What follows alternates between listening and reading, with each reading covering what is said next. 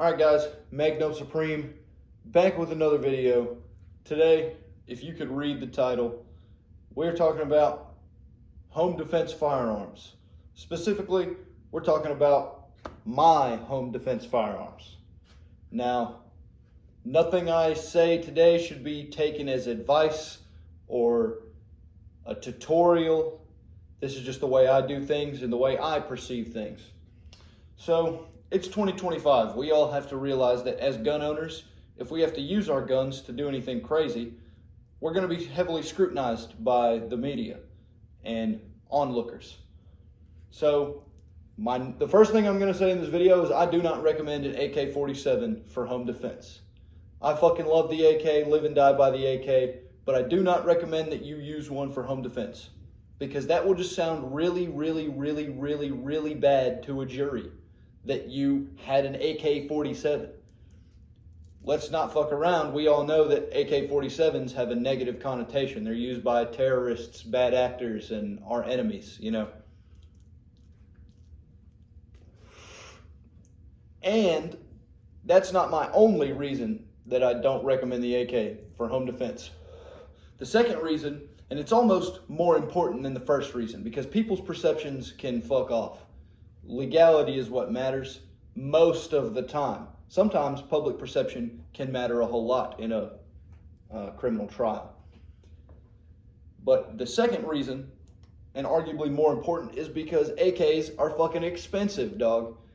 If I shot a meth head who broke in my house with my arsenal, which cost me a lot of fucking money that I can't fucking replace, you know, even if it's totally clean, legally justified shooting, the police may very well seize that firearm and keep it as evidence. Things in the evidence locker go missing, get destroyed, become damaged. These things happen. You don't want that to be your priceless Bulgarian AK that you cannot replace without spending thousands of dollars. So with that big intro out of the way, we'll go into the first thing that I recommend for home defense. And this will be easy. If you're watching this video, chances are you have this already. And that is a handgun. Some kind of handgun, preferably holding more than 10 shots. You know, 9mm, 40 Smith & Wesson, 45 ACP. And if you can get them, get extended magazines. This is home defense we're talking about, not concealed carry, not out in the field, not open combat. So this gun is probably just going to be sitting on a table for a very long time until you need it. Then you're going to need it to be ready to go. This magazine is a Smith & Wesson factory magazine. It holds 23 rounds. There's almost 0% chance you're going to expend 23 rounds in a home defense or any kind of civilian self-defense encounter involving a firearm. The statistics just aren't there. 6 rounds or less, you know, 10 rounds or less if you want to stretch it and still be reasonable. So, you know, big surprise there, a handgun. It works great in close quarters battle in terms of what you'll be doing inside your own house. Chances are the attackers attacking you are not going to be wearing body armor. The kind of people who do home invasions are not going to be wearing body armor typically. So your small handgun calibers are going to be plenty effective.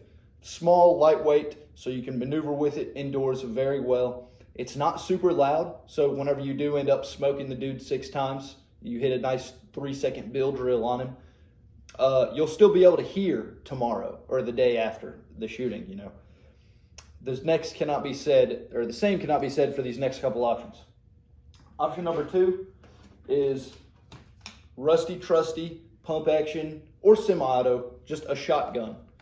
Now, gauges can vary quite drastically. I have 0 expertise in that. I have 12 gauge everything. If it's good enough to kill a deer or a bear, it's good enough to kill a home intruder meth head. This thing has the benefit over, you know, a military style weapon of looking like an inconspicuous firearm that anyone could own. You know, whenever you pull this thing out to use it, you don't get the jaundiced eye looking at you as you do whenever you use like an AR-15 that's all decked out with lasers and silencers and lights. not to condemn those things. If I talk bad about your favorite doohickey or your favorite gadget that you like to hang on your quad rail, don't despair. I am of your kind, you know. My rifle has all kinds of fancy shit hanging off of it. But this gun does not have that perception. If I blow your arm off with this thing, when this gun is shown in evidence at my criminal trial, this will look a lot less menacing and scary than an AK with a red dot and muzzle brake and flashlight on it. You know, a gun that looks like it was made for war. This gun looks like it was made for hunting. Well, maybe not this particular model because of the short barrel and all this and the bayonet lug, but you know, shotguns are hunting weapons in the public's mind. It's not so much a front lines combat type of weapon. With the shotgun out of the way, we'll go to option number 3. And yes, this is all I recommend for home defense. A pistol, a shotgun, or an AR-15. Now, this is my go-to rifle. This is my BCM 16-inch. I just had the can off of it for this video, and I took my magnifier off just because I wanted it to resemble something that, you know, we also realize it's 2025. A lot of Americans have AR-15s.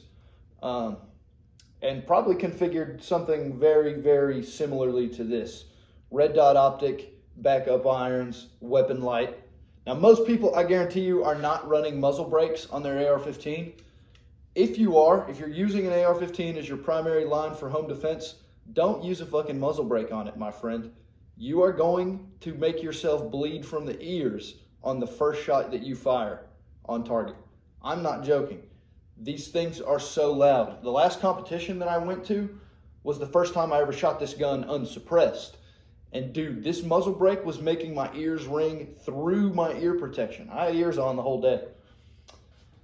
So please run a flash hider. You can use a suppressor in a self-defense situation. If it's legally owned and it's a legally justified shooting, yes, you can use your silencers legally, but that may look bad in a, you know, to a jury. It might look like you were prepared to kill instead of just a man defending himself.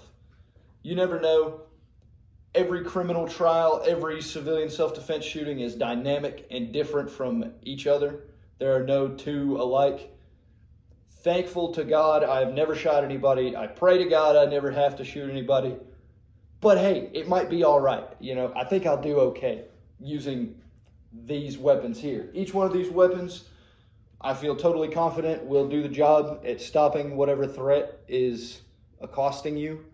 They're all reliable enough, and they're all very common. You know, you can find a 9mm plastic frame pistol for like $400 or less. You can get police trade-ins for dirt cheap.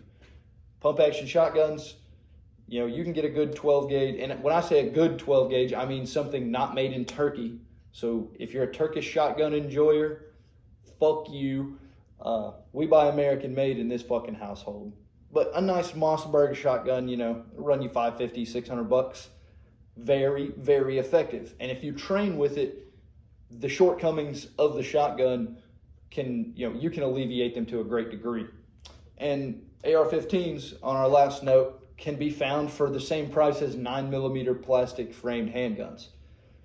For instance, you know, a Smith & Wesson M&P compact, like what I showed you earlier, probably run you $450, $499 brand new, and excellent, reliable pistol. I would bet my life on it any day of the week. But you could go out and find an Anderson AR-15.